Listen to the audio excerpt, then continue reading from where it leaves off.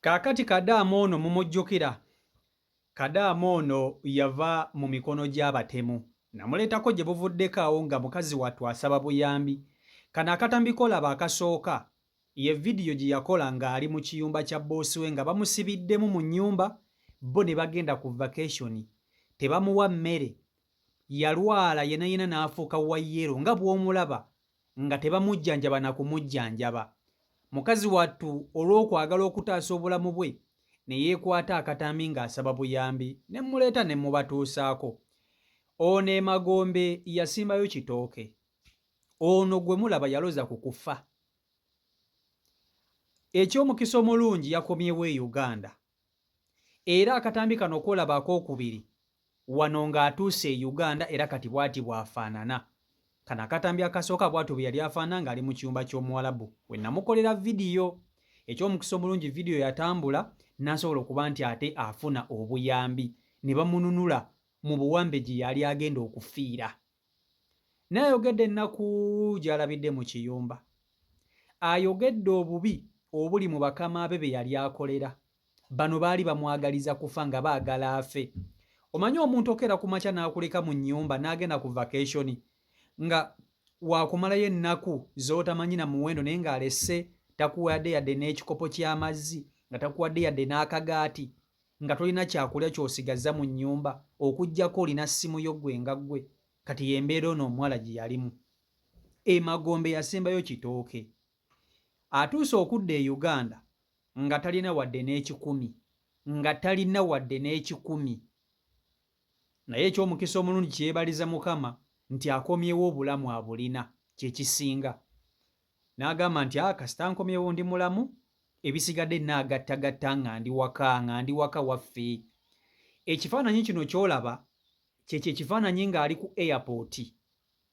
Ng'olwo ali ku airport akomawo mu nnaku ey'ekitalo mu biteeteeyi. Eyagenda ng'agenze kukyusa bulamu munnange ne bigaana.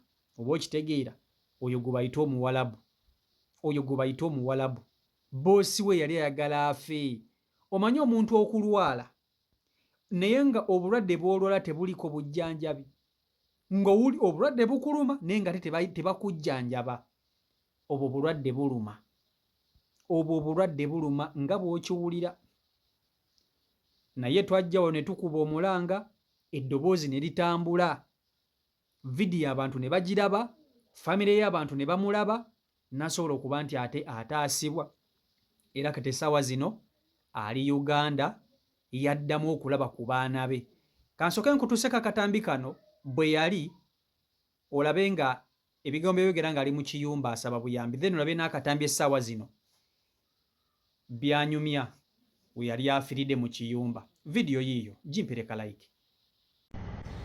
Kano ka vidiyo nkakoledde ofiisi yange ey'e Uganda. Kampuni yange ey'e Uganda bayita Fira Kyanja. Fira Limited eri Kyanja.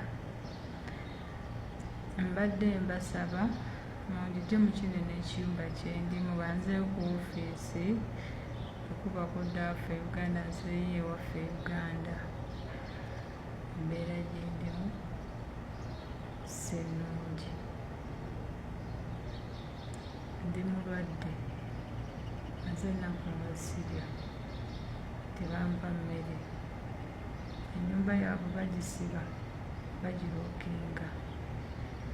Omukazi anneenyinyala ekisusse, ansosola ekisusse.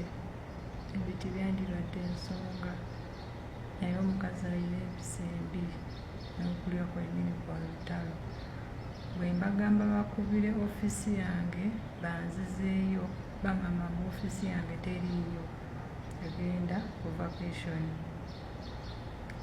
Ofiisi agenda ku vacation tebaliyo mpuwaggale.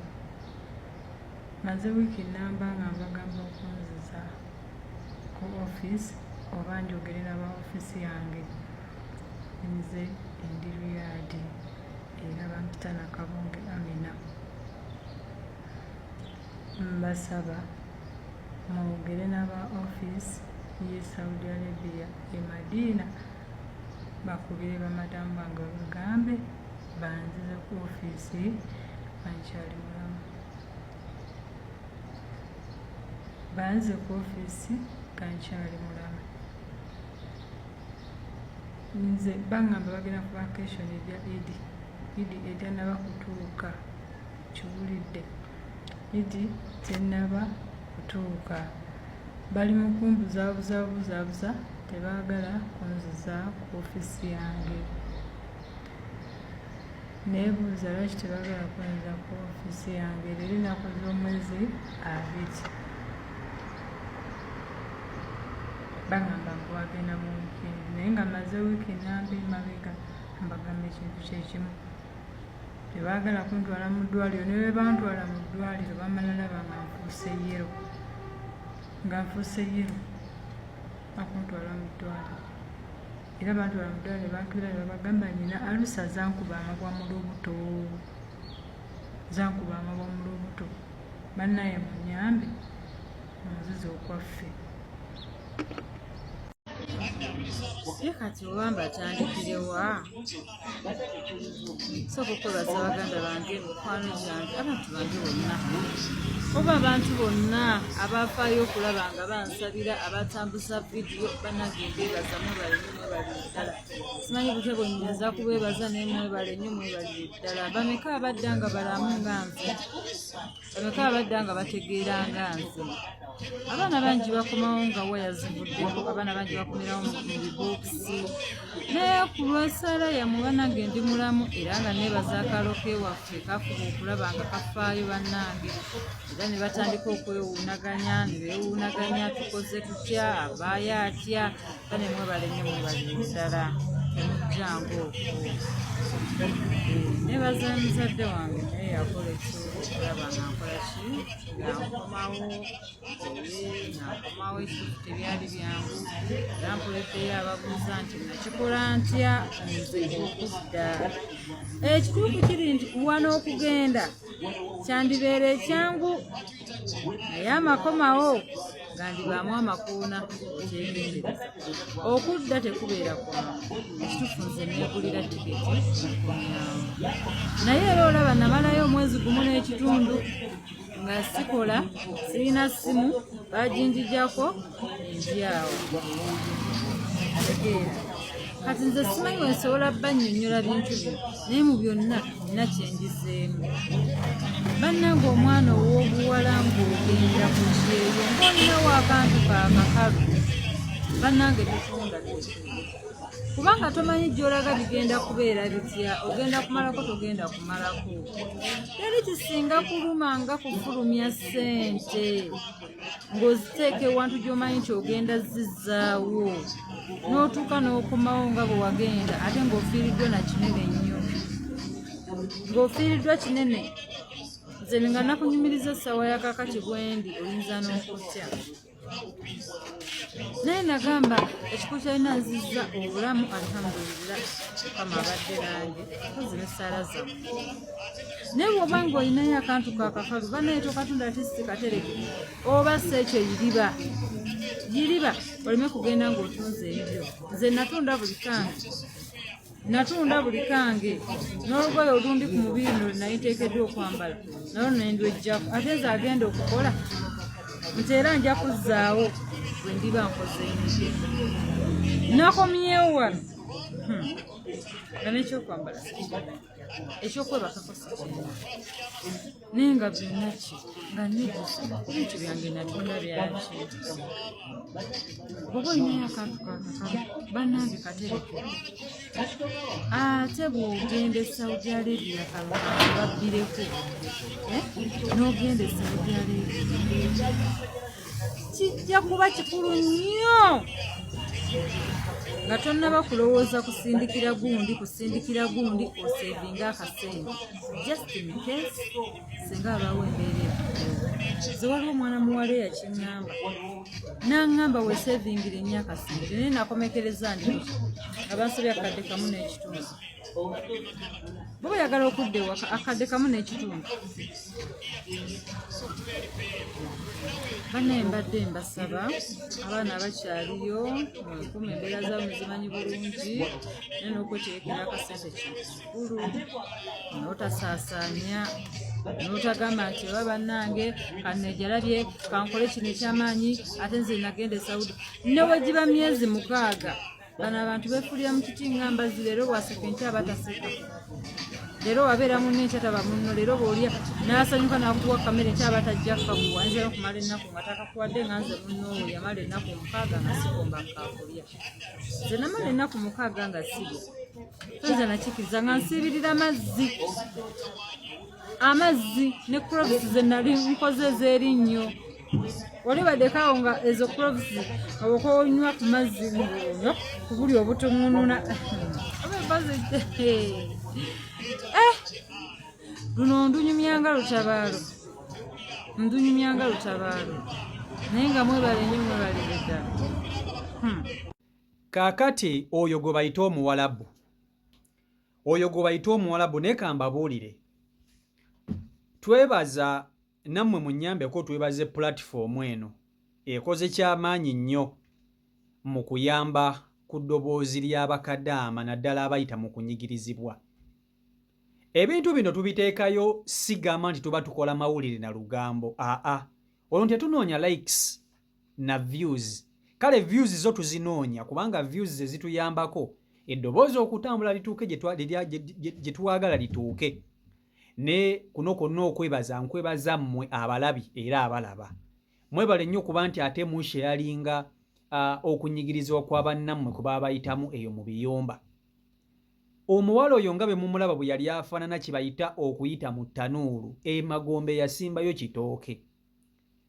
Muganda wange abantu bwe baba bakyali e Uganda ebimu ku bintu bibasabirira kwe kufuna famirizi z'ababoosi babwe nga nnungi. Naye munnange ebintu bya Katonda bizibu. Ky'osaba si ky'ofuna ebiseera ebisinga. Katonda n'agenda n'akugommonerako kifamire ky'omuwalabu nga babi, nga bakukuba, tebakuwa mmere, bakutulugunya. Kale kwegamba n'olwekyo nze neewaayo okuba nti ate bakadaama abanyigirizibwa abayita mu mbeera y'okunyigirizibwa nnyongerayo eddoboozi lyabwe eyo gye lirina okutuuka. Ne bwe baba tebantuukirire n'ensanga Busanzi Katambi ng'anyigirizibwa nfuba okulaba nga nina okwongera yafuna obuyambi n'obwenkanya ne justice. So nammwe mwenna abalaba mbeebaza okuba nti mukola omulimu gw'amaanyi okunoonya famire z'abantu abafudde bwe tuba nga tubanoonya nga tubabika. Abaana bafiireyo mu biyumba, famire zaabwe tezimanyikiddwa, mmwe bennyini abalaba muyambako okutambuza vidiyo ne zituuka ku bantu baabwe babeerako nga bandaba.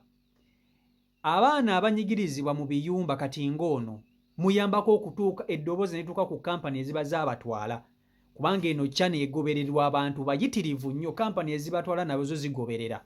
Mwebale nnyo bantu bange, mwebalire ddala. Singa si mmwe, singa abaana abasinga obungi tebayambika, singa abaana abasinga obungi tebafuna bwenkanya, naye olw'okuba nti mubaako ne mulaba ne musheyalinga ne mukuba amasimu nti egundi tukulabyeko ewasi Michael akoze vidiyo bwati ne bwati, ne kiyambako okuba nti omuntu bwati afuna ki? Afuna obwenkanya. Bambi mwebale nnyo, mwebalire ddala. Nammwe musaana okuweebwa obugalo mu nsonga eno oba okitegeera. Kaakati Kadaama yakomyewo e Uganda.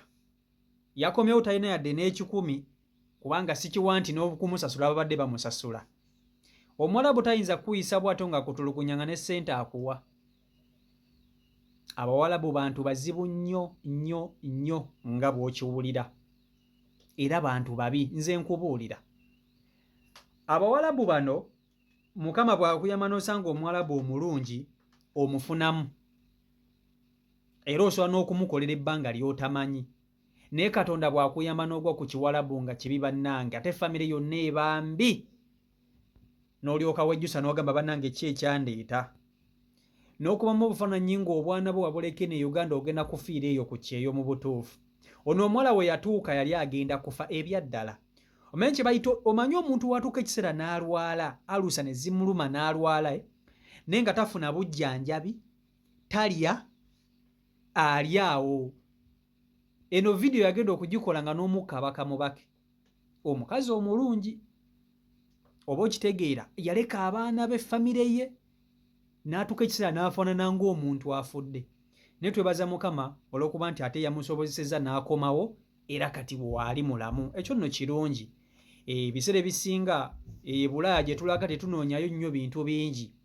Tunoonyaayo eyo entandikwa entono gye tunaakozesa okuba nti ate tukyusa obulamu bwaffe. So n'olwekyo twebaza Katonda nti omuwala ono yamaze n'akomawo era ali bulungi. Kasente akatinitini ke yabadde alina ndowooza yatandiseewo ka bizinesi akatonotono era atunda ngatto. Atunda ngatto eyeewaabwe. So musobola okumunoonyaako, bamuyita Doni Ryan, ge mannya g'akozesa ku social media. Bamuyita Doni Ryan oba Maama Ryan, kyonna osobola okumuyita ekyo, noba nti ate omunoonyaako, abaagala okumuwagira ne mugenda ne mumuwagira. So bebe biri ku side eyo CEO Michael Uganda, kino kye kitufula nnamba emu okuba nti tugattako ettoffaali ku bulamu bw'abantu, si kuteekayo just mawulire gafwa, no, but we put a brick on someone's life, obulamu ne banga butambulira ddala bulungi nnyo. So mbaagala nnyo mwena abeekumira ku mukutu CEO Michael Uganda YouTube channel kwoli mwebala nnyo okuba ate mugoberera. Omukama Katonda abankumire, abankolera obulungi obutagambika. Mubeere bulungi, mweraba. Peace and love.